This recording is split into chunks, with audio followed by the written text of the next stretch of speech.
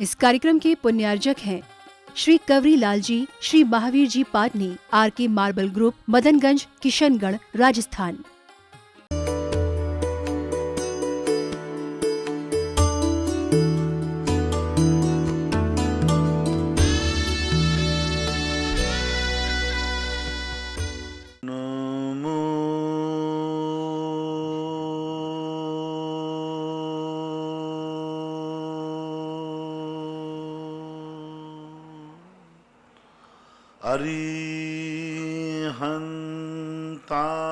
अरिहन्तार्णं नमो अरिहन्ताणं नमो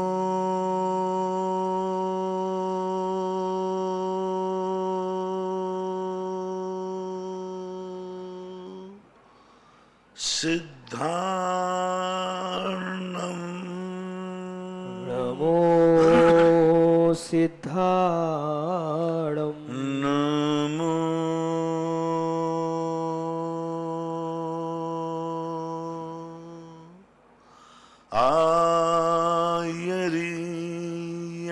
आयर्याणं नमो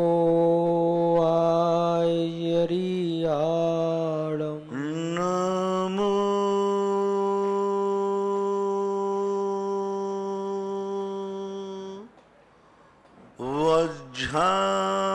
वज्रायाणं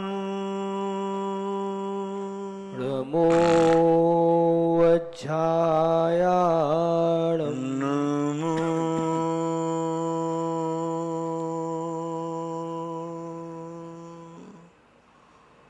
लोये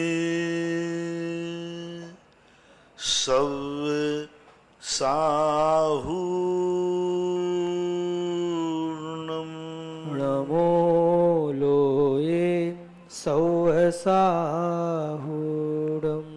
पंच परमेष्टि भगवान की जय हो। आचार्य श्री गुरुवर कुंद कुंद महाराज की जय हो। आचार्य श्री गुरुवर विद्यासागर महाराज की जय हो। परम पूज्य निर्यापक मुनि श्री 108 सुधा सागर जी महाराज की जय। समस्त मुनि संघ की जय। परम पूज्य मुनि श्री निष्कंप सागर जी महाराज की जय। मानसरोवर जयपुर से रूपेश जैन की जिज्ञासा है। महाराज श्री के चरणों में नमोस्तु। महाराज श्री तत्वार सूत्र में बताया है कि 83% हम आंखों से पाप करते हैं और शरीर से 14%। तो ये बात कहाँ तक सही है? महाराज जी कृपया समाधान कर। तत्वार सूत्र, हाँ, ऐसा तो कोई तत्वार सूत्र में कथन नहीं आया। परसेंटेज का निकाल करके ऐसा कोई कथन सर्वार सिद्धि में या किसी जैनाचार्यों ने ऐसा कोई कथन नहीं किया। वर्तमान चिंतक बता सकते हैं कि अल्प बहुत के रूप में वतन जरूर हो सकता है कि व्यक्ति कितने बार मनोयोग, वचन योग और काय योग, तो सबसे ज़्यादा व्यक्ति का मनोयोग काम करता है संगी पंचेंद्री का। तो अल्प बहुत के अंदर में प्रसंग आ सकता है, लेकिन परसेंटेज निकाला हो ऐसा परसेंटेज जैनागम में नहीं निकाला गया। बाकी अल्प बहुत के अंतर्गत मन से, वचन से, काय का जो अल्प बहुत निकाला गया है, किससे ज़्यादा कर्मों का आश्रव संगी पंचेंद्री जीव सबसे ज़्यादा कर्मों का आश्रव किससे करता है? तो मन से करता है, फिर वचन से करता है, सबसे कम काय से करता है। तो इस प्रकार के अल्प बहुत का तो कथन है, लेकिन परसेंटेज निकालने का शायद किसी हिंदीकार ने उसी अल्प बहुत को देख करके ये परसेंटेज निकाला होगा। बागीदोरा से दीपक दोषी इनकी जिज्ञासा है। महाराज श्री के चरणों में नमोस्तु। महाराज श्री, भोग भूमि के जीवों को अवधि ज्ञान होता है या नहीं? अगर होता है तो किस तरह का होता है और कितना अवधि ज्ञान वह लगा सकते हैं? कृपया समाधान करें। अवधि ज्ञान के संबंध में विकल्प आता है। कहीं कथन मिलता है कि अवधि ज्ञान होता है और उसका एक प्रमाण ऐसा मिलता है कि अवधि ज्ञान के रूप में नाभि राय ने मरु देवी के स्वप्नों को अवधि ज्ञान से जान करके बताया।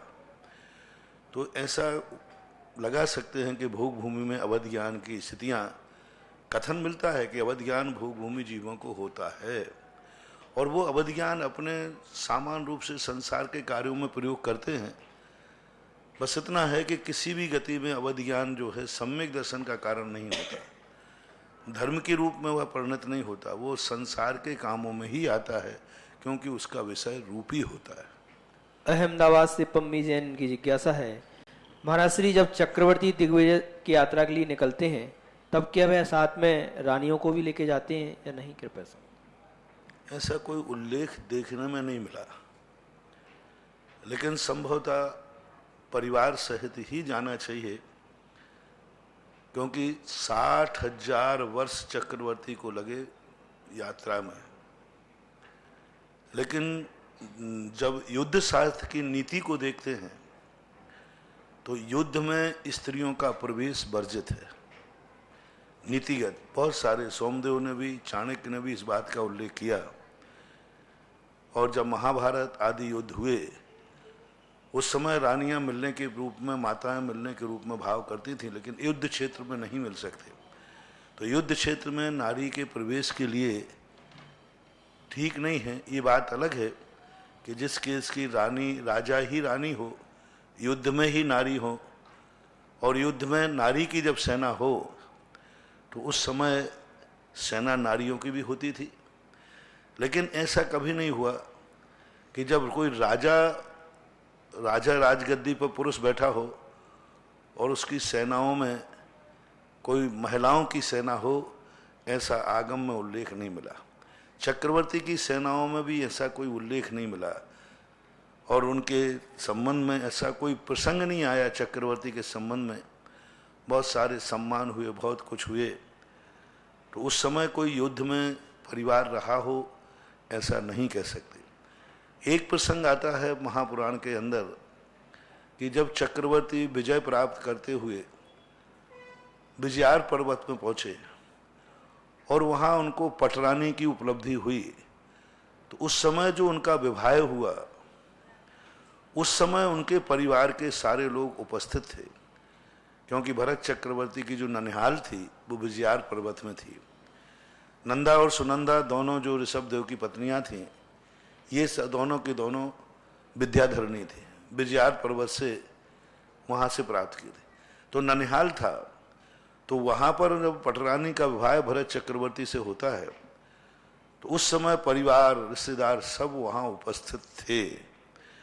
तो अब वहाँ पर दो चीज़ें परिलक्षित हैं, या तो विवाह की स्थिति बनी होगी तो परिवार वालों को बुला लिया गया होगा, बाकी और प्रसंगों में कहीं भी मिलेश खंडों में हुए उस समय यहाँ की रानियां उनके साथ थी, ऐसा कहीं कथन देखने में नहीं आया।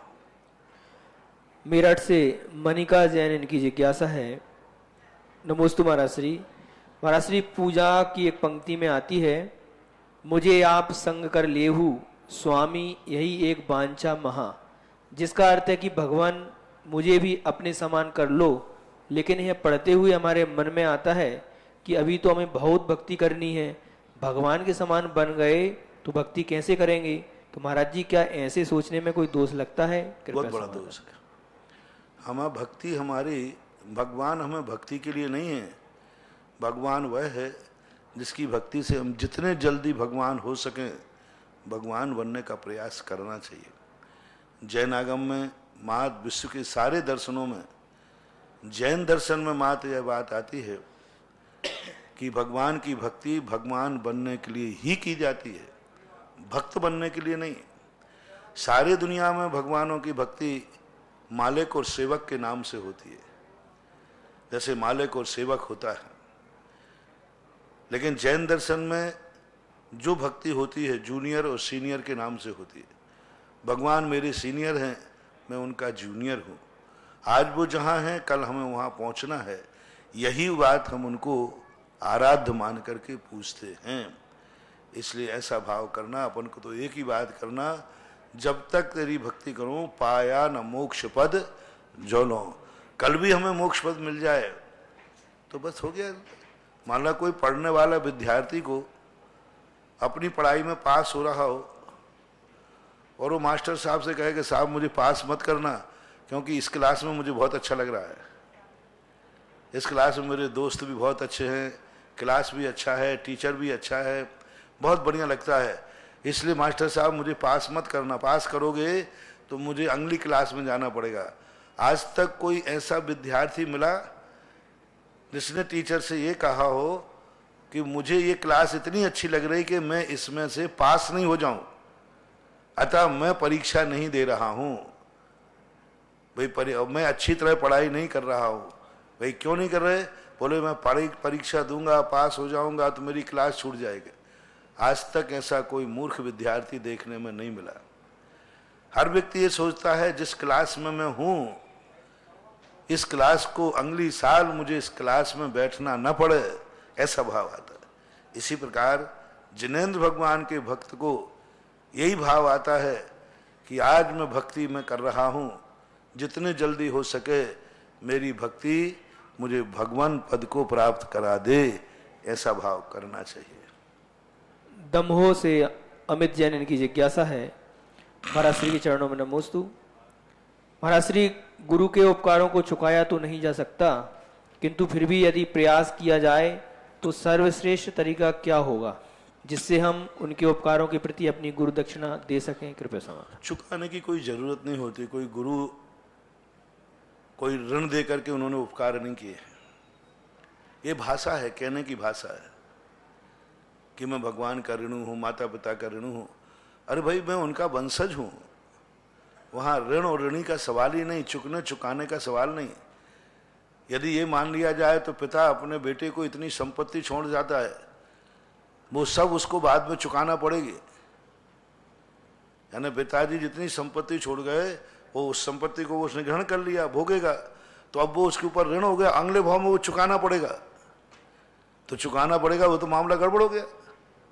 बाप की संपत्ति और चुकाना पड़े हाँ, उसको जरूर चुकाना पड़ेगी जो बाप की संपत्ति को जबरदस्ती लेता है, लड़के लेता है, झगड़ के लेता है, जबरदस्ती लेता है। तो जरूर पिता की भी संपत्ति क्यों ना हो, पिता की संपत्ति को लड़ झगड़ करके लेने वाला पिताजी से लड़ झगड़ के ले रहा है तो बराबर कर्जे में जाएगा, उसको चुकाना पड़ेगा। और जो पिताजी अपनी स्वेच्छा से देते हैं वो चुकाई नहीं जाती, भेंट कभी लौटाई नहीं जाती। इसलिए गुरुओं का जो ऋण है कुछ नहीं है, एक छोटे से शब्द में सुलझ जाएगा। गुरु ने हमें जिस भावना से दीक्षा दी है, हम उस भावना में खरे उतर जाएं, सारा ऋण माफ हो गया। कुछ नहीं है, सब ऋण माफ हो, कुछ नहीं, एक पाई ना देना ना लेना। बस हमें तो ये पकड़ना है गुरु हमें दीक्षा देने का, गुरु का भाव क्या है, क्या चाहते हैं मेरे से, किस लिए मुझे दीक्षा दी, किस लिए मुझे पढ़ाया, किस लिए मुझे इतना समय दे करके इतना बड़ा किया। बस उन इच्छाओं को पूर्ति कर दो, सारी की सारी जितना भी गुरु ने उपकार किया है सब खत्म हो गया। और जिस भावना से गुरु ने दीक्षा दी है, ज्ञान दिया है, यदि उसके विपरीत हम चले तो फिर उसको चुकाने में 100 भाव में भी तुम चुका नहीं पाओगे। बड़ों का सदा एक ही काम रहता है, उनकी अर्थ क्रिया को समझना चाहिए। लखनऊ से सौरभ जैन की जिज्ञासा है। महाराज श्री, अगर किसी के पैर में पोलियो हो गया है तो वह भगवान का अभिषेक कर सकता है या नहीं? वो अपने आप यदि उठ बैठ सकता है, अपने आप लोटा उठा सकता है तो कर सकता है, लेकिन वो अपने आप उठा नहीं सकता, बैठ नहीं सकता, हाथ नीचे लगाना पड़ेगा, शरीर को छूना पड़ेगा, गिर सकता है, तो नहीं करना ही श्रेष्ठ है। कोटा से दिलीप जैन की जिज्ञासा है। महाराज श्री के चरणों में नमोस्तु। महाराज श्री, स्वयं के जीवन जीने का आधार किसे बनाएं? दूसरों के ओपिनियन यानी सलाह या स्वयं के एक्सपीरियंस यानी अनुभव को? कृपया समाधान। सबसे अच्छा तो स्वयं का ही जो अनुभव होता है वह श्रेष्ठ होता है। लेकिन जब व्यक्ति स्वयं के अनुभव में गलत उतरता है, स्वयं का अनुभव उसका गलत है, तो उसे सदा बड़ों का अनुभव लेना चाहिए। क्योंकि कुछ बातें ऐसी हैं जो छोटे के अनुभव में नहीं आती, बड़े के अनुभव में आती। जैसे हम लोग संसार में है, छोटे हैं, तो हमारे अनुभव में वो बातें नहीं आती, वो हमें भगवान से लेना ही पड़ेंगी, जिनवाणी से लेना ही पड़ेगा, गुरु से लेना ही पड़ेगा, बिना उसके काम नहीं चल सकता। इसलिए हमें दूसरों के अनुभव लेना चाहिए, लेकिन पहले जो जिसके अनुभव लिए जाते हैं वो कैसा है, उसकी योग्यता। गुरु से अनुभव लिए जाते लेकिन वो गुरु है कि नहीं, डॉक्टर से अनुभव लिए जाते कि लेकिन वो डॉक्टर है कि नहीं। अपनी जिंदगी में उसी को बॉस बनाना जो तुम्हारे बॉस बनने लायक है कि नहीं, उसके खुद के अनुभव कैसे, उसकी चर्या कैसी है। हमारे जैन दर्शन में इसलिए कहा गया, गुरु कीजिए जान के और पानी पीजिए छान के। गुरु गुरु है कि नहीं, हम जो उसके पास चाहते हैं वो है कि नहीं। यदि उसके पास ही अनुभव नहीं है तो फिर उसके पास जाके क्या करोगे। इसलिए सबसे पहले जिनका अनुभव लेना है उनकी हम अच्छी तरह परीक्षा करें, क्या यह हमारी ज़िंदगी में हमारे लिए विकास के कारण बन सकते हैं। यदि ऐसा नहीं है तो अपने अनुभव को भी उपयोग में लेना चाहिए। महाराज श्री 9वें गुण स्थान के बाद छपक श्रेणी चढ़ने वाले साधक के कर्मों की निर्जरा होती है या कर्मों का क्षय, कृपया समझाएं। जितना क्षय होता है निर्जरा पूर्वक ही होती है। निर्जरा दो प्रकार की, एक देश निर्जरा और एक सर्व निर्जरा। तो अपने अपने गुण स्थानों में जब छपक श्रेणी चढ़ता है, जैसे मोहिनी की निर्जरा जो निर्जरा पूर्वक ही क्षय होता है। क्षय और निर्जरा को अलग मत मानो, बस संपूर्ण नए क्षय हो जाना क्षय है और एक देश क्षय हो जाने का नाम निर्जरा है। इसलिए निर्जरा कारण है, क्षय कार्य है। तो निर्जरा पूर्वक ही क्षय होता है, इसलिए दोनों में पूर्व पूरक भाव विद्यमान है। मुंबई से विजय जैन की जिज्ञासा है, महाराज श्री के चरणों में नमोस्तु। महाराज श्री, दिगंबर जैनों में तीर्थंकरों की प्रतिमाओं की आंखें अक्सर बंद क्यों रहती हैं और अन्य जितने भी धर्म हैं उनके देवों की आंखें खुली क्यों रहती हैं, इसमें क्या अंतर है? आज सवेरे मैंने सुबह प्रवचन दिया था कि वीतराग भगवान की यही तो विशेषता है, वो दुनिया की तरफ नहीं देखते, दुनिया उनकी तरफ देखती है। इसलिए वीतराग भगवान की बंद आंखें नहीं होती, नासा दृष्टि होती है। नासा दृष्टि उनकी वीतरागता का प्रतीक है। नासा दृष्टि उनके राग द्वेष से रहित का प्रतीक है। किसी तरफ आंख उठा के देखना बता रहा है कि इनको अभी पर से चाहने की कुछ इच्छा है। पर को व्यक्ति जब ही देखता है जब उसको ऐसा लगता है कि जो मेरे पास नहीं है वो इसके पास है, जो मुझे चाहिए वो इसके पास है, इसलिए वो आंख खोल के देखता है। पर पदार्थों में जब सुख नजर आता है तो आंख खोल के देखना पड़ता है। और जिस व्यक्ति को ये मालूम चल गया कि मेरी आत्मा में इतना सुख है कि पर का सुख हमारे सामने कुछ नहीं लगता, वो पर की तरफ न देखते अपनी आत्मा को ही देखता है, ये बहुत बड़ी वीतराग दृष्टि मानी जाती है। मुंबई से विजय जैन की जिज्ञासा है, महाराज श्री चरणों में नमोस्तु। महाराज श्री, संलेखना का नियम लेने के बाद किन स्थिति और परिस्थिति में उसका त्याग अनिवार्य होता है, कृपया समाधान। संलेखना लेने का नियम लेने के बाद किन स्थिति परिस्थिति में इसका त्याग करना चाहिए? संलेखना लेते ही त्याग शुरू हो गया, और क्या। त्याग शुरू नहीं हुआ तो संलेखना नहीं मानी जाएगी। जिस दिन से संलेखना ली जाती है वो त्याग पूर्वक ही होती है। उसी दिन से वो कुछ ना कुछ त्याग करता है, द्रव्य का, क्षेत्र का, काल का, भव का, भाव का। उसी समय वो छोड़ता है, अब मैं संलेखना ले रहा हूँ, इतने क्षेत्र का मैं त्याग करता हूँ। अब मैं संलेखना ले रहा हूँ, जीवन से इतनी ज़्यादा इच्छाएं नहीं करूँगा। अब मैं संलेखना ले रहा हूँ, अपने भोगोपभोग की वस्तुएं इससे ज़्यादा नहीं रखूँगा। संलेखना त्याग के साथ ही होती है और उसी दिन से शुरू हो जाती है। अब संलेखना का उत्कृष्ट काल 12 साल कहा गया। जघन्य काल एक अंतर मुहूर्त में भी संलेखना होती है। ऐसा ऑनलाइन जिज्ञासाओं के बाद यहाँ उपस्थित सभी श्रावक श्रावकाएं और जिनवाणी चैनल और सुधा चैनल के माध्यम से देख रहे सभी श्रावक श्रावकों की ओर से परम पूज्य श्री के चरणों में कोटिशय नमोस्तु नमोस्तु नमोस्तु गुरुवर। और आज की प्रथम जिज्ञासा के लिए मैं आमंत्रित कर रहा हूँ श्री पदम कुमार जी पाटनी रानोनी वाले दुबई, और उसके बाद तैयार हैंगी श्रीमती अंजू जी जैन विदिशा।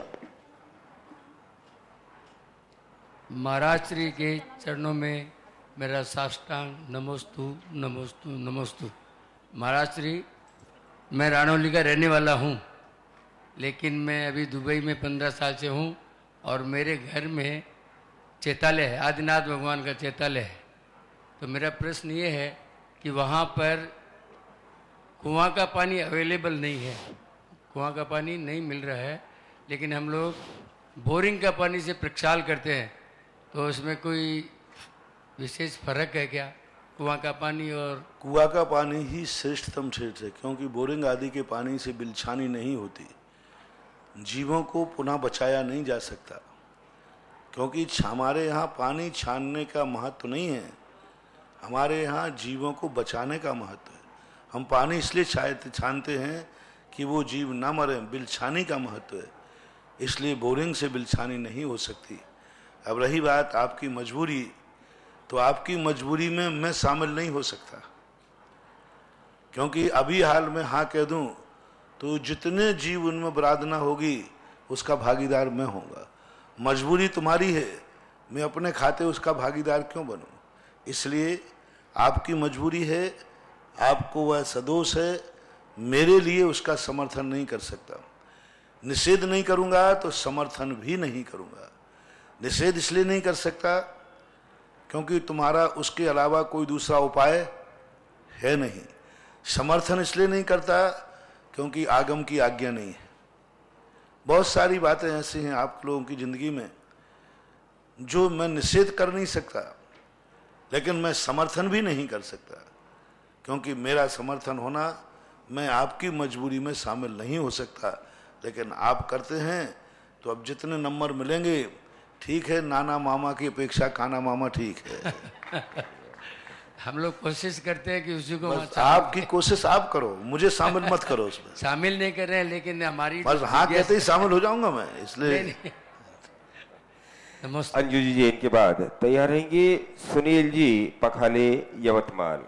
बंधुओं, परम पूज्य श्री के आशीर्वाद से जो यहाँ पर 13.5 फुट के विहार रथ पार्श्वनाथ भगवान की प्रतिमा विराजमान होने जा रही है, जो कि 9x9 के बहुत भव्य कमल पर विराजमान होगी। उसमें 7-7 कमल और एक इंद्र हर कतार में चलेंगे। तो उन इंद्रों के लिए हमारे, क्योंकि कमल तो हमारे पास पूर्ण हो चुके हैं, इंद्रों के भी बहुत सारे नाम मेरे पास आ चुके हैं। और जो भी बंधु जिनने 7 कमल की घोषणा की है, अगर वो चाहें तो इंद्र भी अपना उसी पे विराजमान करें, ताकि आपका ही कमल और आपके ही इंद्र वहां विराजमान होए। तो इस तरह की घोषणाएं जो मेरे पास हुई है, बहुत अच्छा है। जैसे 7 कमल विराजमान कर रहा है और वही इंद्र बना दे, तो यानी इंद्र बनाने का अर्थ है वो स्वयं अपने हाथ से 7 कमल बिछा रहा है, ये माना जाएगा। तो ऐसे नाम मेरे पास जो आए हैं, प्रमोद कुमार जी सुषमा जी कल्याण नगर बेंगलोर 7 कमल के साथ एक इंद्र। सुशील कुमार जी सुमित्रा रानी दिल्ली 7 कमल के साथ एक इंद्र। अजय कुमार जी पुनीता जी जैन सुधा हाइड्रोजन दिल्ली 7 कमल और एक इंद्र। ज्ञान प्रकाश जी रजनी जी जैन कानपुर 7 कमल 1 इंद्र। सुभाष जी सीमा जी जैन महावीर नगर जयपुर 7 कमल 1 इंद्र। चक्रेश कुमार जी राजेश कुमार जी कटनी 7 कमल 1 इंद्र। मधुर जैन सोनल जैन मुंबई 7 कमल 1 इंद्र। विमल कुमार जी मालती जी जैन शाहपुर सागर 7 कमल 1 इंद्र। गुप्तदान सुरेश जी सुशीला जी जैन किशनगढ़ 7 कमल 1 इंद्र। कैलाश जी निर्मला जी जैन कानपुर। श्री प्रियांक जी सुरेंद्र जी जैन करनाल हरियाणा, इनने भी 7 कमल 1 इंद्र। और आशीष जी माया जी जैन नई दिल्ली, इनने 1 इंद्र के साथ 1 कमल की स्वीकृति दी है। 7 कमल के साथ इंद्र की राशि बोल दो, सबको मालूम चले। और 7 कमल के साथ जो इंद्र विराजमान कर रहे हैं, उनके लिए विशेष कंसेशन कि मात्र 2 कलश में 7 कमल और 1 इंद्र आपके परिवार के नाम से, इंद्र पे भी आपके परिवार का नाम और कमल की कतार पे भी आपके परिवार का नाम होगा। तो जिन लोगों की भावनाएं हो, मात्र कुछ कमल इंद्र और बचे हुए हैं, तो आप लोग अपनी अपनी भावनाएं बनाएं। अलग बोलो, सिंगल वाला बिना कमल वाला क्या? बिना, हाँ, जो केवल सिंगल इंद्र विराजमान कर रहे हैं उनके लिए राशि रखी गई है 1 लाख रुपए। 4.25 फुट का पूरा इंद्र की ड्रेस में सुसज्जित इंद्र वहां स्थापित किया जाएंगे। और जो कमल के साथ 7 कमल के साथ विराजमान कर रहे हैं उनके लिए मात्र 2 कलश की राशि रखी गई है, उसमें इंद्र भी आपके और कमल भी आपके। तो जिन लोगों की भावनाएं हो अपनी अपनी भावनाएं जल्दी से व्यक्त करें, मात्र कुछ इंद्र और बाकी बचे हुए हैं अगली जिज्ञासा के लिए। हाँ बोलिए। नमोस्तु महाराज जी, हम विदिशा से बोल रहे हैं महाराज जी, समस्त विदिशा परिवार की तरफ से नमोस्तु। महाराज जी मेरी जिज्ञासा है कि उपसम सम्यक दर्शन होने के बाद छूट जाता है तो पूरे जीवन पर्यंत एक ही बार होता है क्या, और छूटने के बाद क्या वो जीव स्त्री पर्याय में जाता है? उपसम सम्यक दर्शन का काल जो प्रथम अंतर मुहूर्त है, वो अंतर मुहूर्त बाद छूटता ही है। यदि उपसम के बाद यदि उसने क्षयोपसम सम्यक दर्शन बना लिया तो 66 सागर वर्ष तक क्षयोपसम सम्यक दृष्टि रह सकता है। लेकिन यदि वो सम्यक दृष्टि क्षयोपसम में नहीं गया, मिथ्यात्व में चला गया, तो फिर मानने में कोई बाधा नहीं है। स्त्री पर्याय ऐसे हरिवंश पुराण में कई बातें आई। सम्यक दर्शन आरिका बन गई, आरिका बनने के बाद देशव्रत ग्रहण कर लिया, सम्यक दर्शन ग्रहण कर लिया, बाद में सम्यक दर्शन से च्युत हो गए। परिणाम ये निकला कि वह देव बन गई पहले तो जाकर के, फिर देव बन करके पुनः स्त्री बन गई। पुरुष में भी आया कि पुरुष ने सम्यक दर्शन प्राप्त कर लिया, सम्यक दर्शन प्राप्त करके पुरुष पर्याय प्राप्त की, और सम्यक दर्शन छूटने के बाद वह स्त्री पर्याय में जाकर जन्म ले लिया। तो छूट जाने के बाद कहीं भी जा सकते हैं, नरक निगोद कहीं भी जा सकते हैं। सुनील जी पखाले के बाद तैयार है कि श्रीमती साधना जी जैन भिलाई। बंधुओं, विश्व और भारत का पहला जिनालय जो बिहार रत्न समौशरण जिनालय बनने जा रहा है, इसमें 13.5 फुट ऊंचाई की पार्श्वनाथ भगवान की प्रतिमा जो कि बिहार की मुद्रा में होगी, ऐसी प्रतिमा, और विराजमान होगी वो 9 बाई 9 फीट के भव्य कमल पर। बिहार रथ प्रतिमा विराजमान करने में का सौभाग्य अगर कोई सौभाग्यशाली प्राप्त करना चाहे तो अपनी अपनी भावनाएं बनाएं, और मात्र 31 कलश की राशि से 13.5 फुट की पार्श्वनाथ भगवान की बिहार रथ प्रतिमा और 9 बाई 9 का भव्य कमल जिसपे विराजमान होगी, पाषाण की बहुत भव्य प्रतिमा यहाँ विराजमान होने जा रही है। और भारत ही नहीं पूरे विश्व का अभी तक का पहला जो जिनालय ये बनने जा रहा है, उसमें अपनी सहभागिता और अपनी चंचला लक्ष्मी का सदुपयोग करें और शातिशय पुण्य का अर्जन करें। अपनी अपनी जिनकी भावनाएं हो अपनी भावनाएं क्षेत्र कार्यालय के नंबर पर अपनी प्रेषित करेंगे, जिज्ञासा रखेंगे। नमस्तु गुरुवर, नमस्तु गुरुवर। गुरुवर, आचार्य श्री के मुकमाटी ग्रंथ के एक छंद में पुरुष को जीव तत्व और स्त्री को प्रकृति कहा है, दोनों ही जीव द्रव्य में आते हैं, तो ऐसा क्यों? कृपया समाधान कीजिए। क्या पुरुष को जीव तत्व, जीव तत्व, हाँ, और स्त्री को प्रकृति कहा है। क्या कहा? प्रकृति कहा है। प्रकृति, हाँ, पर दोनों अलग अलग प्रसंग हैं। हाँ हाँ, दोनों में दोनों ही जीव द्रव्य में आते हैं, तो ऐसा क्यों? हाँ, तो दोनों जीव द्रव्य हैं। हाँ। जीव द्रव्य तो है ही। हाँ। स्त्री भी जीव द्रव्य है, पुरुष भी जीव द्रव्य है। और पुरुष के लिए जो जीव द्रव्य के अंतर्गत है ही, स्त्री को प्रपूर्ति इसलिए कहा, वो कोई प्रसंग देखना पड़ेगा कि वो प्रसंग में क्या है। प्रपूर्ति का अर्थ है वो संपूर्ण प्रकार के जीवों को, जीव जब जन्म लेता है तो उसकी सारी पूर्ति कौन करता है? भोजन की 9 माह गर्भ में रहता है बालक, तो संपूर्ण प्रकार के जीवन दान वही देती है। तो इस प्रकार के पुरुष को जो शक्ति प्रदान करती है वो स्त्री ही देती है। इसलिए स्त्री प्रपूर्ति करने वाली है। जीव कितना भी बड़ा क्यों ना हो, स्त्री के बिना उसकी जिंदगी यानी उसके शरीर का निर्माण नहीं हो सकता। यदि कितना भी पुरुष कितना अहंकार कर ले, लेकिन 9 माह तक जो शरीर की पुष्टि होती है वो तो माँ के भोजन से ही होती है। इस अपेक्षा से उन्होंने हो सकता है कहा हो। श्रीमती साधना जी जैन भिलाई के बाद तैयार रहेंगे श्री राजीव जी संगी जयपुर। नमोस्त गुरुवर, नमोस्त गुरुवर, नमोस्त गुरुवर। गुरुवर, मेरे परिवार एवं भिलाई छत्तीसगढ़ के समस्त भक्तों को आपके चरणों में कोटिश नमन। गुरुवर, मेरा प्रश्न ये है कि दिन रात हमारे जीवन में अनेक घटनाएं घटती रहती हैं और हम उन सब को बहुत पॉजिटिवली नेगेटिवली अपने जीवन में बहुत आसानी से उतार लेते हैं गुरुवर, पर धर्म की बातों को हम उतनी सरलता से क्यों नहीं उतार पाते?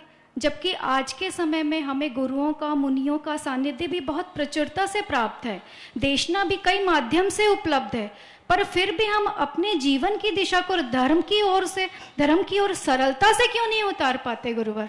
उसका मूल कारण है धर्म वो अदृश्य शक्ति है जो प्रत्यक्ष रूप से किसी का सहयोग नहीं करती, परोक्ष रूप से करती है। और आज का मानव प्रत्यक्षवादी है, जो सामने साक्षात जिसको सुख नजर आता है उसकी तरफ आकर्षित हो जाता है। और धर्म वो एक अदृश्य वस्तु है जो प्रत्यक्ष रूप से धर्म नहीं देता, वो परोक्ष रूप से स्वयं किसी का आलम्बन से देता है। जैसे आपने देखा कि डॉक्टर दवाई देगा तो रे साहब ये दवाई खाई, सबको दिख रहा है दवाई खाई तो मैंने ऐसा किया। अब उसने भावना भाई नमोकार मंत्र पढ़ा तो कोई ऐसा नहीं दिखा कि देखो नमोकार मंत्र में ये औषधि आई और ये दम बीमारी दूर हो गई। वो परोक्ष रूप से स्वयं साक्षात किसी को कुछ भी देता नहीं, वो किसी आलम्बन से देगा। नमोकार मंत्र स्वयं दवाई नहीं बनेगा, लेकिन वो नमोकार मंत्र दवाई में इतनी ताकत दे देगा कि दवाई खाते ही बीमारी दूर हो जाएगी। धर्म कहता है कि मैं धर्म एक वो निरपेक्ष है जो महान आत्माएं होते हैं, वे कितने भी कार्य करते लेकिन सामने नहीं आते। जो छोटे मोटे आदमी होते काम छोटा करते हैं और सम्मान ज्यादा चाहते हैं, और जो बड़े आदमी हैं बहुत बड़े बड़े काम कर देते लेकिन सामने नहीं आते, परोक्ष में पीठ पीछे काम करते रहेंगे। ऐसे ही धर्म है, वो कहता मैं सामने नहीं आऊंगा, डायरेक्ट मैं कोई काम नहीं करूंगा, मैं जो तुम दवाई खा रहे हो इसी में ऐसी ताकत दे दूंगा कि जो दवाई ठीक नहीं होने वाली थी वो दवाई तुम्हारे लिए काम करने लग जाएगी। शांति धारा स्वयं डायरेक्ट नहीं आएगी, अब वो तुम कोई ऐसा कोई भी कार्य करोगे तो उसमें आ जाएगा।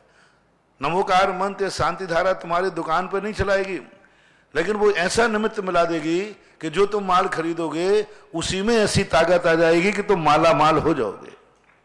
इसलिए धर्म हमेशा किसी भी रूप में साक्षात सामने नहीं आता, वो हमारे इसलिए लोगों को पता नहीं चलता।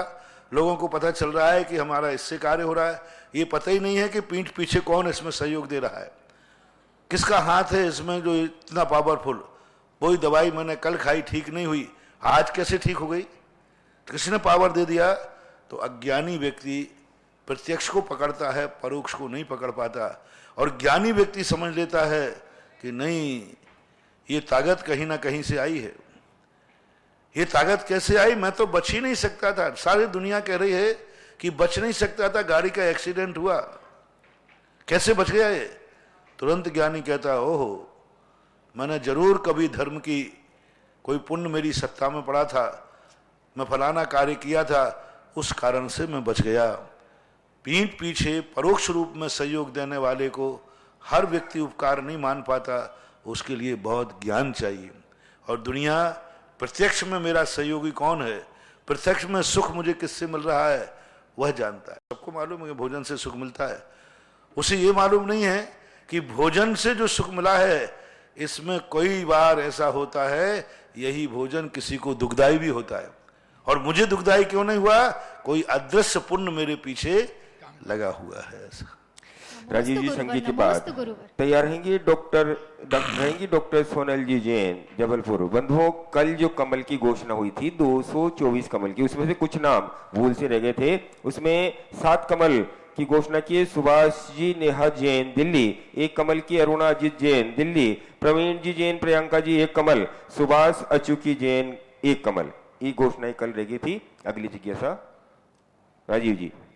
नमोस्तु गुरुवर।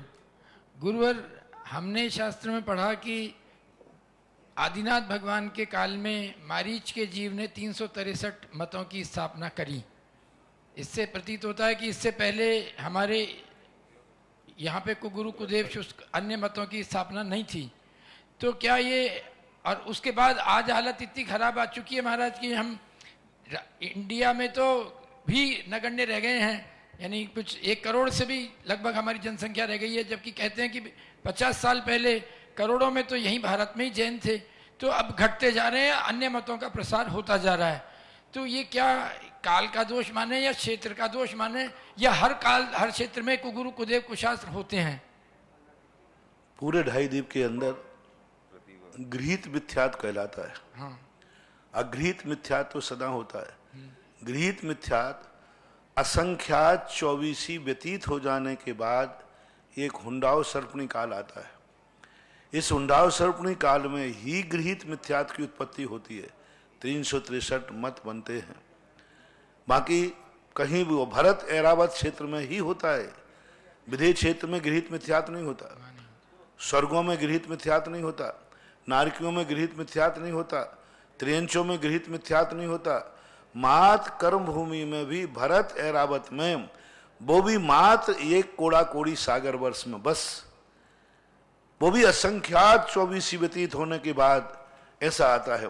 तो ऋषभ देव के मारिच के पहले इस पृथ्वी पर असंख्यात 24 हो गई, तब तक गृहीत मिथ्यात है ही नहीं। और ये गृहीत मिथ्यात मात्र अभी ज्यादा वर्ष नहीं, कुछ कम 84,000 वर्ष तक और रहेगा बस। जैसे महापद्म नाम के तीर्थंकर होंगे, उसके बाद फिर असंख्यात 24 काल तक गृहीत मिथ्यात को गुरु कुदेव उसके साथ अनायतन नहीं होंगे। मान्यताएं तो होंगी, मिथ्या दृष्टि तो होंगे, लेकिन मान्यताएं यानी आयतन रूप नहीं होगा। तो इस प्रकार के ये वर्तमान में जो बनने का मूल कारण होता है, कुछ काल की स्थिति भी बन रही है। जब तक सम्यक धर्म रहेगा तो वो छठा काल कैसे आ पाएगा? वो तो पापियों का काल है।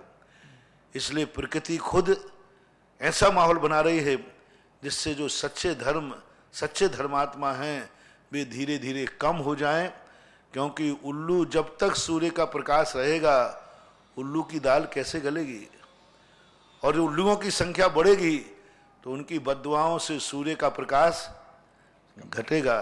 तो ये काल की विडंबना है कि धीरे धीरे करके समीचीन धर्म का अभाव हो रहा है और खोटे मिथ्या धर्मों का प्रचार हो रहा है। वो हिंसा के रूप में, कई हिंसा को धर्म मान रहे, कोई किसी को मान रहे, सब ये चल रहा है। महाराज स्वर्ग में जब नहीं है, आप कह रहे हैं कभी भी गृहीत मिथ्या तो नहीं होता स्वर्ग के देवों में, तो फिर वो स्वर्ग के देव ही कुदेवों की जो स्थापना और उन्हें मदद क्यों कर रहे हैं? वो देवों की वो नहीं कर रहे हैं, वो मजबूर हैं। देवताओं का मैंने एक दिन कहा था, जैसे रिजर्व बैंक से निकला हुआ पैसा गरीबों को पाप करने का पैसा कौन दे रहा है? अमीर, नौकरी करा करके। मजदूरों के पास पैसा कहाँ से आता है? मालिक शेर से देता है, तो वो तो पैसे का अधिकारी है। देवता कुछ नहीं कर सकते, वो तो कहते हैं कि इस विधि से जो मंत्र जपेगा मुझे उसकी सेवा करना ही पड़ेगी, कुछ भी करो। तो देवता सिद्धि के मामले में मजबूर हैं, वे रिजर्व बैंक के नोट के समान हैं, वो कुछ नहीं कर सकता रिजर्व बैंक तो नोट निकाल दिया, अब इस नोट को तुम क्या करोगे उसका कोई अधिकार नहीं है। इसलिए देवता स्वयं गृहीत मिथ्या दृष्टि नहीं होते, लेकिन गृहीत मिथ्या दृष्टि यदि उनको सिद्ध कर ले तो उनकी आज्ञा का पालन करना पड़ता है। ऐसा। नमस्ते। डॉक्टर सोनल जी जैन के बाद तैयार रहेंगी शुभाकांक्षी माया सुनील जी पखाले यवतमाल। बंधुओं 1 मिनट। बंधुओं 28 नवंबर को हिमांशु और सुरभि धनोपिया ने दाम्पत्य जीवन का प्रारंभ किया था और इस अवसर पर इनके परिजनों ने जय कुमार जी, अभिषेक जी, हर्षोरा तालेड़ा, तेजमल जी, सूरजमल जी बिजोरिया ने नवयुगल को तीर्थ क्षेत्र पर तीर्थ रक्षक बनाकर 1,11,000 रुपए की राशि की घोषणा की है। आपकी दान की अनुमोदना। सोनल जी जैन। नमोस्तु गुरुवर, नमोस्तु गुरुवर, नमोस्तु गुरुवर।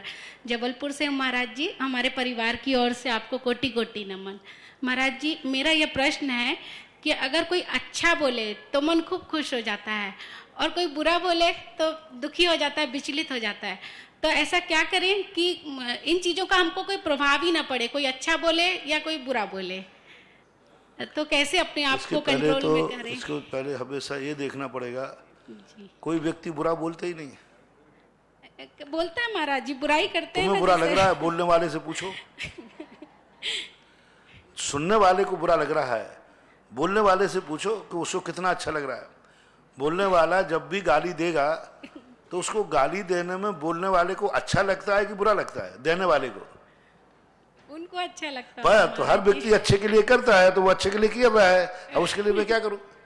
ये सोचना पड़े। पॉजिटिव, कोई भी व्यक्ति कोई भी कार्य कर रहा है वो अच्छे के लिए कर रहा है। हमें बुरा बोलता है तो उसको कितना सुख मिल रहा है।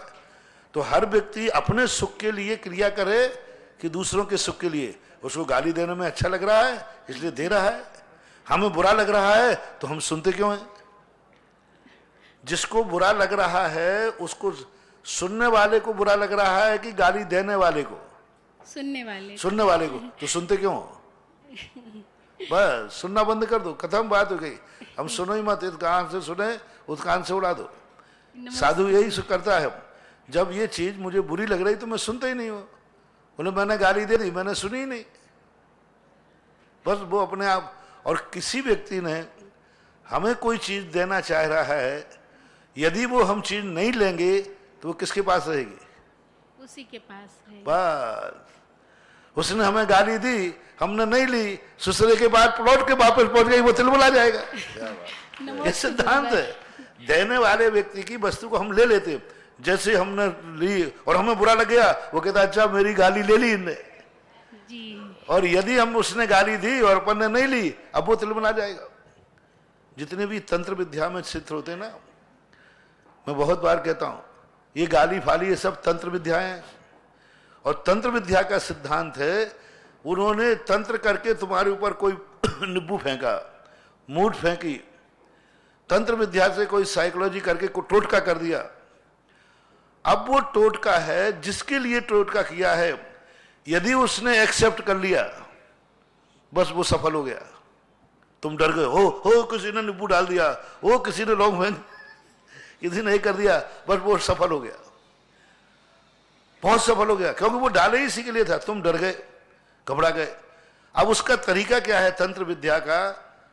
तंत्र विद्या को नकारने का सबसे बड़ा तरीका, जैसे किसी ने तुम्हारे यहां तंत्र किया, टोटका किया, तुम तुरंत उसके ऊपर थूक दो और एक लात मार दो, वो विद्या इतनी जोर से तिलमिलाएगी और जिसने फेंका था उसका संपट स्वाहा कर देगी, उसका विनाश शुरू हो जाएगा। क्योंकि तंत्र विद्या जिसके पास जाए, यदि उसको उसके भेजने से उसका अपमान हो जाए तो तंत्र विद्या उसका नाश कर देती है जिसके पास भेजा था। देवताओं का भी हाल होता है। देवता तुमने किसी के पास भेजे और वो सामने वाले ने उसको नकार दिया तो देवता जिसने भेजा था उसका नाश कर देगा। तो इसलिए ये तंत्र विद्याओं के अंतर्गत जितने ये तांत्रिक, गाली कोई गोली तो है नहीं कि हमें चोट लग गई, एक मानसिक बीमारी है, तंत्र है। आप उसको स्वीकार नहीं करिए, वो गाली लौट के उसके ऊपर चालू हो गई।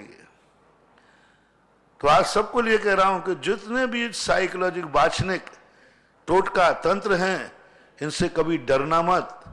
इनको तो जम के एक लात मारो उसमें, नींबू मिर्ची में, और तमाशा देख लो। तुम्हें जिसका डाउट हो शाम तक उससे पूछ लेना भाई ठीक ठाक है नहीं, वो कहता नहीं वो तो अस्पताल गए 106 डिग्री बुखार आ गया, करके देख ले, पूछना जिस पर तुम्हें डाउट हो कि ये फलाने व्यक्ति ने फेंकी है, और तुम उसको लात मार करके झाड़ू से झाड़ के थूक करके बाहर फेंक दो, और फिर तुम शाम तक 5-6 घंटे बाद उसको फोन करके पूछ लेना भाई क्या हाल चाल है। आप वो हाल चाल जब सुनाएगा तो तुम देख के रह जाओगे, फिर तुम कहोगे महाराज जी ने ये कहा था, ऐसा हमारे साथ एक साथ हुआ। सुना दो, टाइम हो जाएगा। जी महाराज जी। एक स्थान पर, नाम मत पूछना, है घटना सही की। एक पंचकल्याणक में एक महाराज कह लो, एक व्यक्ति कह लो, वो किसी भी प्रकार से उसको फैल करना चाहते थे। यही शाम का समय था। पंचकल्याणक के पीछे जाकर के उन्होंने एक हंडे में बहुत सारी गंदी चीजें, हड्डी, सूकर बाल आदि बहुत सारे लगकर वेदी के पीछे गाड़ दिया। उनका मामला था कि ये किसी प्रकार से फैल हो जाए तंत्र। एक बच्चे ने देख लिया, अब मेरे पास आया वो तुरंत। तो मैं शाम को लघु संज्ञा करके, अब मैं जा नहीं सकता, पंडाल हालांकि ज्यादा दूर नहीं था, अब मैं जा नहीं सकता था, सड़क पार करना पड़ती थी। मैंने कहा देखो एक तरीका है, किसी में हिम्मत हो तो कोई सब डर गए। एक लड़के ने कहा, मैंने कहा तू जूते पहनता है कि नहीं, त्याग तो नहीं है? बोले पहनता हूं। मैंने कहा तू जा बस वहां उसको उखेड़ करके और एक जम के जूता मारना, उसमें थूक देना, बस इतना करके आ जाओ, बाकी सब मजा देखना। और मुझे तो डाउट था कि किसने किया है। और जैसे उसने जाके 2 लड़कों को कहा, हमने कि लात मार मार के बाहर फेंक देना उसको और मटके को फोड़ के लात मार देना। इधर उनको लात मारी, मुश्किल से 2-3 घंटे नहीं हुए, 11 साढ़े 11 बजे उनको खूनी दस्त लगना शुरू हुआ और सवेरे 4 बजे उठकर वो भागे और भाग करके जयपुर के कम से कम 25 किलोमीटर दूर जाकर के उनको सहायता हुई और 9 दिन तक उनको खूनी दस्त लगा और मैं निगरानी में था और ये घटना यथार्थ घटी। इसलिए जब भी तुम्हारे यहां कोई तंत्र मत करे, बिल्कुल मत डरना। किसी को डर लगे तो मेरा नाम लेकर के लात मार देना बस, पर डरना मत। यदि डर गए तो एक्सेप्ट हो गए। इसी प्रकार कोई गाली देवे तो तुम हंस जाना, वाह मजा आ गया, क्या बात हो गई, समझ लेना उसका मुश्किल हो जाएगा कि इन्होंने गाली ली नहीं, ये गाली मेरे पास वापस आ गई, ऐसा मानना। माया जी के बाद तैयार है कि आशा ललित जी शेठी गया बिहार, और परम पूज्य श्री के आशीर्वाद से जो यहाँ पर सहस्कूट जिनालय बनने जा रहा है उसमें एक प्रतिमा विराजमान करने का सौभाग्य गुप्त दान के रूप में एक सज्जन ने प्राप्त किया है। और यहाँ जो सोने की झारी बन रही है उस जारी के लिए आज 3 अंगूठी मेरे पास दान में आई है। शिवानी अमन चौधरी सागर, आशीष जी चौधरी सागर और रितु दीक्षा ठेकेदार अशोक नगर से 1-1 अंगूठी तीनों ने दान में दी। आप सभी के दान की अनुमोदना जिज्ञासा। मतलब 20-25 साल में तुम्हारे राजस्थान में सारे हथकंडे मेरे ऊपर अपना लिए। मेरे कार्यक्रम को फेल करने के लिए मुझे मंत्र तंत्र, कई लोग मेरे पीछे से कोई लौंगे बांध गए, कोई पता नहीं क्या क्या कर गए, लेकिन आज तक मैं किसी के काबू में नहीं आ पाया। बड़े बड़े महाराज, बड़े बड़े पंडित, बड़े बड़े महाराजों ने ऐसे ऐसे क्रम कराए कि मैं अपने मुंह से नहीं बोल सकता राजस्थान में। लेकिन मैं कहता हूं जब तक मेरे सीने में जय हो और हृदय में जिनेंद्र भगवान की भक्ति है तब तक मेरा कोई बाल बांका नहीं कर सकता। देवता की चुनौती देता हूं कि जब तक मेरे हृदय में जिनेंद्र देव की भक्ति है, तुम बाल बांका तो छोड़ो, मेरा पाटे हिला के दिखा दो तो जानू। इसलिए बहुत सब प्रकार के जो, इसलिए तो मैं दावे से बोल देता हूं। क्यों बोलता हूं? क्योंकि ये सब मैंने अनुभव कर लिए और सब ने मेरे ऊपर प्रयोग किए। और आज भी मेरी चुनौती है, किसी के पास कोई मंत्र तंत्र टोटका फोटका हो तो संसार में किसी के पास हो तो उसका प्रयोग सुधा सागर के ऊपर करे, मैं तैयार हूं। जय हो गुरुदेव। मेरे भक्त तुम घबराना मत, चिंता मत करना, हमारा कुछ भी बिगड़ने वाला नहीं है, क्योंकि मेरे पास ऐसी शक्तियां हैं कि उन शक्तियों के सामने ये कुछ भी नहीं करेगी। और वो शक्ति कौन है? उजागर है, जिनेंद्र देव की भक्ति, बस। जय हो। नमोस्तु गुरुवर, नमोस्तु गुरुवर, नमोस्तु गुरुवर। मेरे और मेरे परिवार की तरफ से और समस्त दिगंबर जैन समाज यवतमाल की तरफ से नमोस्तु, त्रिवार नमोस्तु। गुरुवर, तत्वार्थ सूत्र में, तत्वार्थ सूत्र के प्रथम अध्याय में निर्देश, स्वामित्व, साधन, अधिकरण ऐसे 6 अनुयोग का वर्णन आया है। अनुयोग और सम्यक दर्शन का प्रमुखता से क्या संबंध है? सम्यक दर्शन में अनुयोग को क्यों देखा जाता है? कृपया समाधान करिए। अनुयोग का अर्थ मात्र इतना ही होता है कि इन सबको मिलाने के बाद ही वह सम्यक दर्शन तत्व का निर्णय कर पाए। अनुयोग यानी इतने कारण जब मिल जाएंगे तब एक वस्तु बनती है। अनुयोग यानी एक श्रृंखला, योग यानी समूह, अनु यानी एक के बाद एक। तो निर्देश किसे बोलते हैं? जब भी किसी कार्य को कर रहे हैं तो उसका कोई ना कोई निर्देश होता है। निर्देश यानी पर्पस, बिना कोई पर्पस के कार्य नहीं होता। निर्देश, स्वामित्व, करने वाला कौन है? साधन, इस कार्य को किससे करोगे? निर्देश, स्वामित्व, साधन, अधिकरण, ये कार्य कहाँ होगा, इस कार्य का अधिकरण कौन होगा? तो ये सारे के सारे तत्व दृष्टि में लगाना। सब चीज में आप भोजन कर रहे हैं तो भोजन करने का पर्पस क्या है? करने वाला कौन है? कहाँ बैठ के करोगे? इसका साधन कौन कौन होगा? यानी ये वो कहे गए हैं, संपूर्ण सृष्टि को यदि जानना है या कोई भी जानता है तो 6 अनुयोग द्वारों से जानता है। यानी 6 तरीके, अनुयोग द्वार यानी तरीके कहना चाहिए, एक कहना चाहिए प्रिंसिपल, सिद्धांत। इतने तरीके, इतने अनुयोग चाहिए उसमें। तो अनुयोग कोई वस्तु नहीं है। अनुयोग कार्य से प्रथमान योग, प्रथम अनुयोग, यानी पहला योग कौन है? द्रव्यान योग, अनुयोग। तो इस प्रकार से अनुयोग का अर्थ होता है एक निश्चित समूह जो किसी एक कार्य को करता है। यानी जितने लोग, जितने साधन मिलकर के किसी एक कार्य को करते हैं, उस समिष्टि का नाम अनुयोग कहलाता है। और सम्यक दर्शन में इसलिए इसको ले लिया कि तत्व को भी हम जानेंगे तो इन 6 अनुयोगों से तत्व को जानना चाहिए। गुरु को जाने तो, भगवान को जाने तो, अभिषेक करें तो, पूजा करें तो, 6 द्रव्य 7 तत्वों को भी जाने तो हम इन तत्वों से जाने। हम जीव को कितने अनुयोगों से देखें? 6 दृष्टियों से देखना चाहिए। ये जीव का अर्थ क्रिया क्या है? जानना, देखना। इसका स्वामी कौन है? जीव स्वयं स्वामी है। ये अधिकरण कौन है? जीव स्वयं अधिकरण है। इसका साधन कौन है? द्रव्य गुण पर्याय आदि। तो इस प्रकार से इनको निर्देश स्वामित्व साधनाधिकरण विशेषता अनुयोग द्वारा मानना। आशा ललित जी के बाद तैयार हैं कि शुभाकांक्षी वर्खा जी पखाले यवतमाल। बंधुओं, परम पूज्य श्री के आशीर्वाद से तपोदय तीर्थ क्षेत्र पर जो भारत भर का पहला नंदीश्वर जिनालय यहाँ बनने जा रहा है, और उस जिनालय के लिए एक जिनालय की घोषणा आज हुई है। श्रीमान शांतिलाल जी, अशोक कुमार जी, अनिल कुमार जी, अंकुर जी, शुभम जी, हार्दिक जी, दिव्यांशी जैन, बाबरिया परिवार, दादाबाड़ी कोटा, इनकी ओर से एक पूरा जिनालय यहाँ बनाने के लिए उनके भाव हुए हैं। तो आपके दान की बहुत बहुत अनुमोदना। अगली जिज्ञासा बोलिए। माइक लगाओ आप तो पास में, मुंह पे।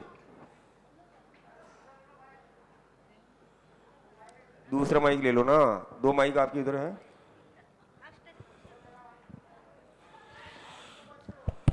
जो सरस्वती के वरद पुत्र है, महावीर के लघुनंदन, जिनके पूजन वंदन से मिट जाता जीवन का आक्रंदन, सिद्धों की श्रेणी में लिखा गया जिनका नाम है, ऐसे मेरे आराध्य गुरुवर मुनि पुंगव सुधा सागर जी को मेरा 100 बार प्रणाम है, कोटि बार प्रणाम है। महाराज श्री गया मेरे परिवार की तरफ से, मेरे पाठशाला परिवार की तरफ से और समस्त गया वासियों की तरफ से आपको सत नमन, वंदन, अभिनंदन। अच्छा महाराज श्री, हमारी पाठशाला सर्वोदय विद्यासागर पाठशाला गया में चलती है और बहुत अच्छे से चल रही है। 2005 से वो चल रही है निरंतर अच्छी गति से। लेकिन वो आचार्य श्री ने भी उनको आशीर्वाद, उसका आशीर्वाद मिला है। आपका भी हमें आशीर्वाद चाहिए। और सच जब बच्चे पाठशाला में आते हैं, आप पाठशाला में जब बच्चे आते हैं तब तक तो हम लोग उनको संस्कार भी देते हैं, लेकिन जब पाठशाला से चले जाते हैं तब उन संस्कार वो उनके साथ इतने जा नहीं पाते, देखने में ऐसा आता है। और पाठशाला को कैसे सुचारू रूप से चलाएं और कैसे अच्छे से चलाएं, कैसे बच्चों को अनुशासित रूप से रखें ताकि हमें मार्गदर्शन दें। शांति। प्रश्न छोटा था, तुमने समय व्यर्थ ले लिया। पाठशाला के लिए अभी मैंने अधिवेशन किया था। पाठशाला अधिवेशन की आप YouTube के ऊपर पूरा प्रवचन सुनिए, तारीख आप पता कर लेना। पूरे भारत की पाठशालाएं कैसे चलना चाहिए, पाठशाला का कैसा स्वरूप होना चाहिए, पाठशाला जीवन में क्यों अनिवार्य है, विस्तार से मैंने 2 दिन तक रेगुलर पाठशाला के ऊपर ही बहुत विस्तार से बोला। पाठशालाओं का आधुनिकीकरण होना चाहिए, उनका भवन हो, फर्नीचर हो। जैसे स्कूल की बसें होती हैं ऐसी पाठशाला के भी ऑटो रिक्शा या बसें होना चाहिए। आज बच्चे पैदल नहीं आ सकते, सिंगल फैमिलियां हैं, महिलाएं उनके साथ आ नहीं सकती और वो अकेले बच्चे को भेज नहीं सकते क्योंकि आज ट्रैफिक बहुत है। इसलिए थोड़ा आधुनिकीकरण करना पड़ेगा। LCD वगैरह से पढ़ाई हो, पढ़ाने वाले भी अच्छे हों तो पढ़ाया जा सकता है। और माता पिताओं को ऐसी बात नहीं है, जो पाठशालाओं में पढ़ने वाले बच्चे 90% बच्चे जो 5 साल भी पाठशाला में पढ़ा है वो जीवन में ऐसा कोई कार्य नहीं करता। अब 10% जो बच्चे होते हैं जिनको तुम कितने ही पढ़ाओ, मारीच जैसे जिनके स्वभाव हैं कि साक्षात समूषण में भगवान की ध्वनि सुनने के बाद भी बिगड़ गए, अब ऐसे लोगों के लिए क्या कर सकते हैं? भगवान ने पढ़ाया तो बिगड़ गए, भगवान ने पाला पोसा मारीच को, भगवान की गोदी में खेला पोता था तो भी वो मारीच बिगड़ गया। अब ऐसे लोगों को तो कुछ कर नहीं सकते। सुधरने वालों को ही सुधारा जा सकता है, जिनका सुधरना नियत नहीं है उनको कौन सुधार सकता है। इसलिए 90% की प्रशंसा करो। आज प्रातःकाल ही मैंने कहा था कि हम पॉजिटिव सोचें कि 90 बच्चे सुधर गए हैं, हम ये सोचते हैं कि 10 बच्चे बिगड़ गए। संसार की आदत अक्सर का क्या होती है, यदि धर्म में कोई एक घटना घट जाए तो धर्म की चर्चा करेंगे और अच्छी बातें कितनी घट जाए उसका नाम भी नहीं लेते हैं। तो आज प्रातःकाल भी मैंने सबसे बहुत बड़ी बात आज कही, यदि कोई बुरी घटना घट जाए तो शाम तक पूरे भारत में पहुंच जाएगी, आज यहाँ हुआ आज। और कोई अच्छी घटना घट जाए तुम्हारे साथ, अच्छा हो जाए तो घर में जाके पड़ोसी से भी नहीं बताते हो। यानी धर्म में कोई बुरा हो जाए तो दुनिया में पहुंच जाए, और धर्म प्रतिदिन लाखों लोगों का अच्छा कर रहा है उसकी चर्चा भी नहीं होती। तो इस प्रकार से जो 90% बच्चे पाठशालाओं में पढ़ के सुधर रहे हैं उनका देखो कितना बड़ा प्रभाव है। और पाठशालाओं के कोई नहीं बिगड़ता, और बिगड़ते हैं तो पाठशाला से निकलने के बाद हमने सांगानेर से एक 12 साल की पाठशाला और चालू की है, 12 वर्षीय स्वाध्याय पाठ्यक्रम। पाठशाला से निकलने के बाद हर माता पिता और हर बेटा 12 वर्ष का कोर्स कर ले, और 12 वर्ष के कोर्स में ऐसी एंटीबायोटिक दवाई है कि जिंदगी में फिर कुछ उसे वायरस आएगा ही नहीं। जय हो। कोई वायरस नहीं आएगा। वो 12 वर्षीय कोर्स हमने जो निकाला वो बच्चों के लिए नहीं, माता पिताओं के लिए, परिवार के लिए और बच्चों के लिए सब पढ़ सकते हैं। 12 साल के कोर्स के लिए जो घर बैठे आपकी स्वाध्याय पाठशाला जो चालू की गई है। तैयार रहेंगी सरिता जी जैन गांधी धाम, और आप लोग सीधे जिज्ञासा करेंगे क्योंकि नाम बहुत सारे रहते हैं और एक दो अगर आप भूमिका नहीं बनाएंगे तो जिज्ञासा करेंगे। नमोस्तु गुरुवर, नमोस्तु गुरुवर, नमोस्तु गुरुवर। मेरे बच्चे हर्षल और अनिल नयन पखाले, इनकी तरफ से कोटिशा नमन। मेरा सवाल, जैन श्रावक को अपने आत्म कल्याण के लिए क्या करना चाहिए, कृपया समाधान कीजिए। गृहस्थ के लिए जैनाचार्यों ने 6 आवश्यक रखे हैं।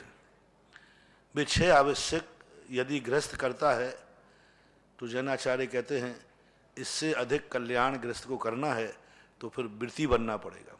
2 ही रास्ते दिए हमारे यहाँ, या तो जो अविरत सम्यक दृष्टि है, जो त्याग नहीं कर सकता है, वो 6 आवश्यक करे, और 6 आवश्यक प्रतिदिन यदि करता है तो इससे अच्छा कल्याण का रास्ता नहीं होता। इससे ज़्यादा कल्याण करना है तो 12 व्रत प्रतिमा आदि लेकर कल्याण करे। ये 2 ही रास्ते हैं, तीसरा कोई रास्ता नहीं है। सरिता जी जैन के बाद तैयार रहेंगी आशा जी जैन उदयपुर। मेरी आत्मा के असंख्यात आत्म प्रदेशों में जिनके चरण कमल सदा सदा के लिए कीलित हो गए हैं, ऐसे सच्चे गुरुवर के चरणों में कोटि कोटि नमोस्तु।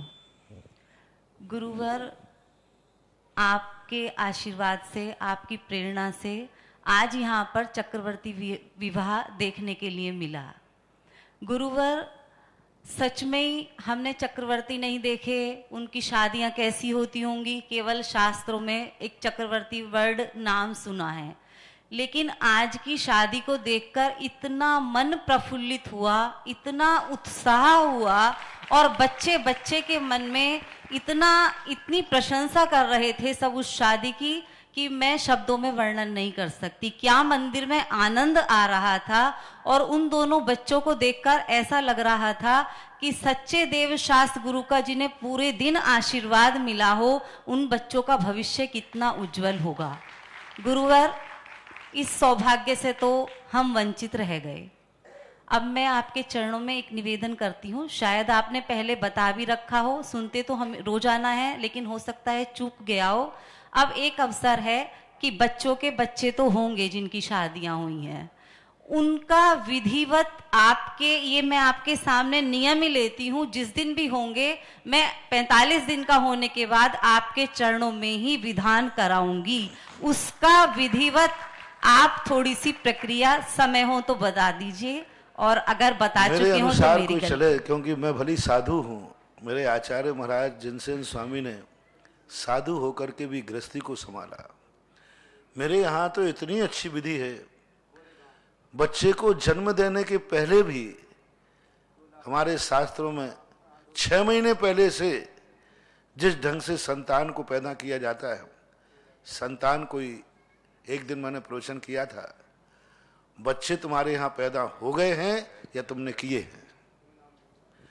हो गए हैं तो होने वाला घास फूस होता है, और किए हैं तो घास फूस नहीं होता, वो किसान का खेत होता है।